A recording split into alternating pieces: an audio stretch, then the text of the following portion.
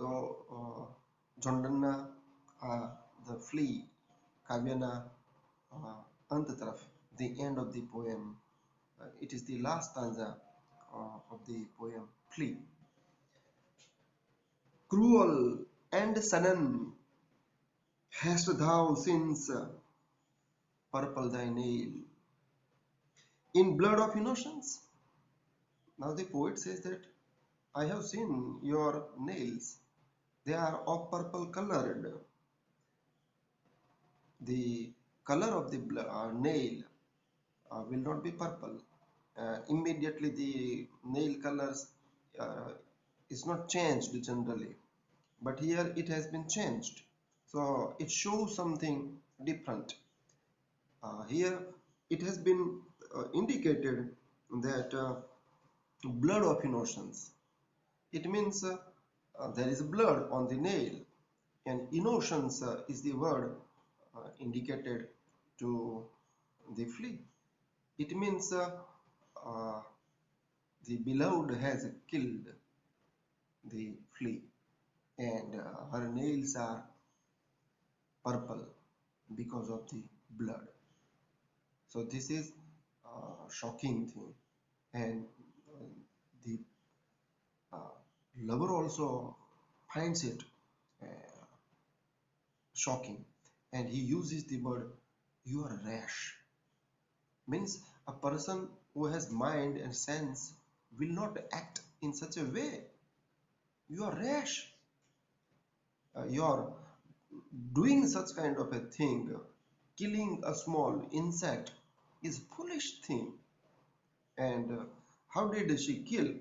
Suddenly, out of thing, before the lover could stop her, or before he could make more arguments, she has reacted. As I was talking about the reaction of the listener, look, here it has come. And it is done and it is approved when we come to know the speaker. The speaker has noticed it, and then he says that is how he comes to know that one particular thing has been done. Earlier in the second stanza, the poet was, the lover was asking that stop, don't do this, but she has done it. Look, that shows the spirit of the beloved. She is not so innocent or so simple generally a lover would be. Uh, Here, revolutionary attitude or some kind of revolt is found into the beloved, or you can say she is somewhat bitter towards the lover also. Mostly, any beloved would try to do those things uh, that her lover wishes or her lover expects. Here, she doesn't think of that. You may say anything, you may ask me anything, but I will have my own views. I will not mm, follow your advice. I will not do things you wish to do. It is my wish, and perhaps that way she becomes strong. Rather, you should say stronger. Earlier, she was strong. She has already denied physical union with her lover, and now killing of this makes it more stronger. Stronger to her opinions. That is how she is not that sort of a lady which we expect as lovers should behave. So, a refined woman will not do this. Maybe perhaps the woman who is here maybe belonging to some lower category, or if not lower category, her nature is somewhat you can say bitter, shocking one. So the lover says that you are sudden, you are rash, you have killed innocent flea, your nails are purpled, the color of the blood is on your nails, and how ugly it looks when the blood of such an innocent flea we find on somebody's hands, not preferable. In what could this plea guilty be? Now the lover says that, tell me, what way you found this plea guilty? Does this plea made you any harm? Does she give you any sort of bitter things? Did the fly has troubled you? And yet, what is the fault? What is her guilt? What did the fly do? When something goes beyond your uh, particular status or your condition, you lose honor, or somebody wounds you, somebody insults you, somebody deprives you of something, and then if somebody takes the action of such an horrible act of killing, then perhaps one can uh, give it validity to it. But here, this is small insect, and killing to it is not good, and the flea cannot do any harm, and yet you have killed. So what guilt the flea has?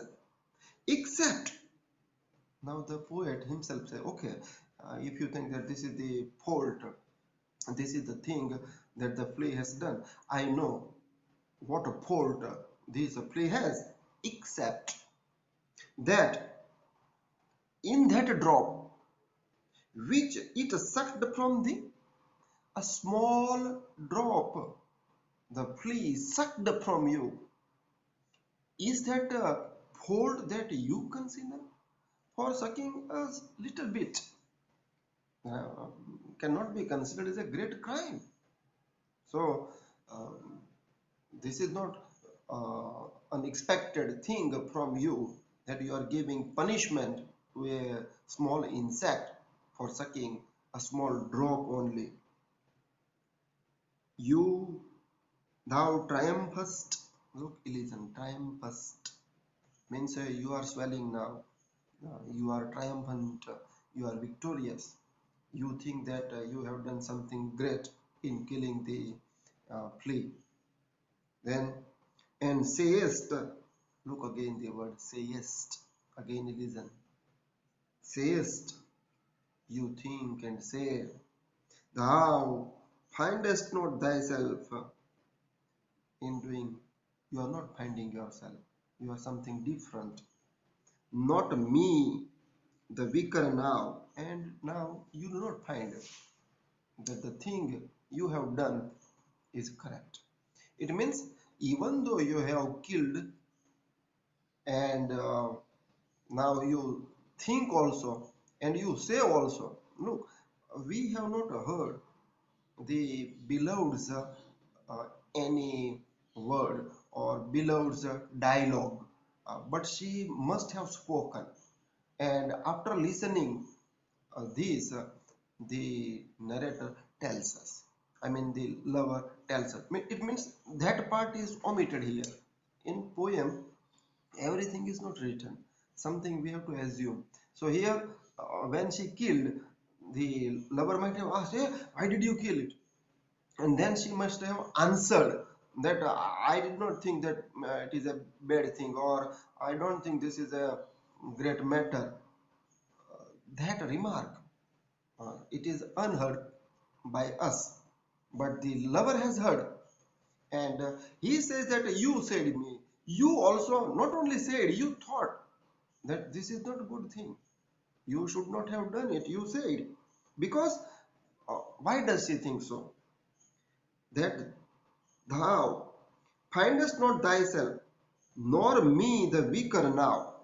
You have approved that when the flea has sucked the blood from you, you have not become weaker. Means only a small drop. If one insect sucks, nobody can become weaker. And the same flea had also sucked the lover. Lover also has not gone weak. So only one drop from each other cannot make anybody weak. Uh, Even in um, common practice, we know that when we donate the blood, actually we don't become weak. Nearly a bottle of 300 ml uh, is given, and even by that, no doubt there are some people who are physically weak or they have fear, and that's why they are afraid of donating the blood. But actually that quantity which we donate will automatically be uh, returning within 72 hours. But sometimes, because as it is sudden loss, many people find little bit things troubling. I mean, giddiness or weakness may be there, but I have seen that it doesn't weaken many people, as if nothing has happened. They come out, just donated the blood, and that's all. It means if 300 milliliter blood is also donated, many people don't find it troublesome, and here it is a small drop of the blood. Nobody becomes weak. Even a child, even newborn child will not be weak by such a small drop of blood if it is lost, if it is sucked by the flea. You said it means flea has not done anything wrong. It has not taken your power. It has not made you weak, and yet you killed. That is nonsense thing. Me, the weaker now. Look, this is what you have talked to me, told to me. You realized it, but by sucking, she has not grown weak, nor the lover has grown weak. It's true, and this is the true thing. I also say this very basic matter. Thou then learn.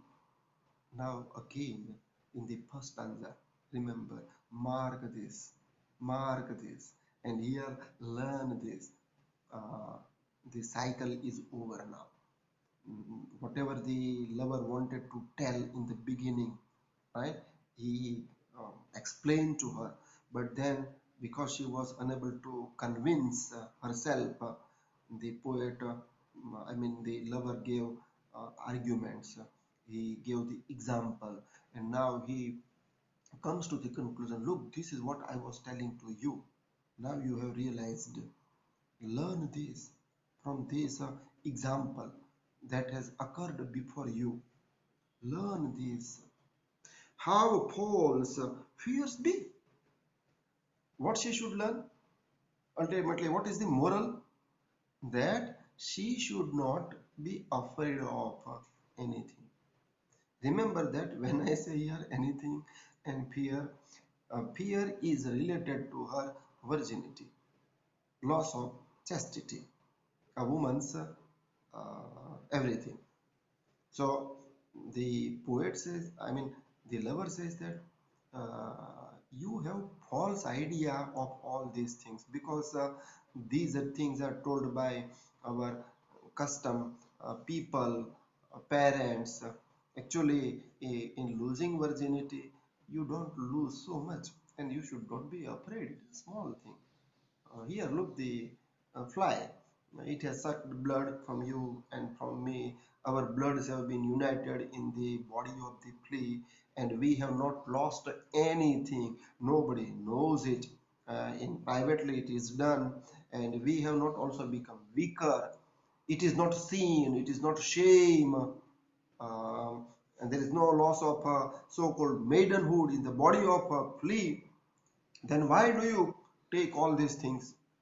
Look, this is the example, this is the thing I want to give you, and now you have understood that had you agreed to me, my proposal, my demand, had we come together in physical union, there might not be any problem. you should not consider it as a something loss of yours. So learn this. Just so much honor. Uh, you in the beginning thought that by agreeing to your proposal you would lose so much honor, but it is not so. When thou yieldest to me, had you submitted to my will, had we come together, then the things that you thought that must have lost, it is a wrong thing. Actually, you might not have lost as you thought. Means in losing yourself, you should not consider it is a big loss. It is not a shame, it is not a sin. That is what I want to say. Will waste, mean will be lost, will be wasted. No, don't think so. As this please death took life from thee, you have taken the life by killing it, even though the flea has not actually harmed, flea has not taken your maidenhood, and yet you killed it. You thought that you will lose it, but in reality, actually, it has not happened. So these are the wrong concepts, and one should come out of this. So this is what the poem ends. This is what the lover makes the argument. Here we can see how lover is clever, that we have to grant it. Whatever he wants to convince, there are the arguments, and these arguments are reasonable and rational. No doubt we know that they are exaggerated, but between two lovers, such things would take a place. No doubt, we also know that in social life, in we in our culture, we have certain beliefs. Those generally most of the people follow and believe. And same thing is also related to virginity of a woman, chastity of a woman. Before marriage, it is not granted, but the matter the lover explains through the example of play is remarkable. It seems to be logical. That is how display of learning you should keep in mind. Again, let me tell you that when we discuss the poem, this poem or any metaphysical poem, whether it is of George Herbert, Andrew Marvell or John Donne, there is a display of learning. They show their knowledge, how clever they are, how intellectual they are, how they think, how they take a particular matter. These things are always at the center, at the base. Here also, by making such kind of arguments, remember that the lover is not anybody, but the lover must be the poet himself, one who is very learned one. In a way, you can say it must indicate some autobiographical elements. And we know that John Donne was also that sort of a person who had been in lots of lady loves.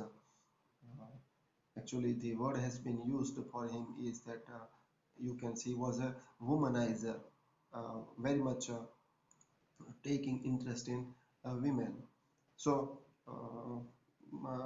a man of knowledge, a man who was having high post, a man who had money in the beginning also, was wealthy and interested in religion as well as in worldly matters,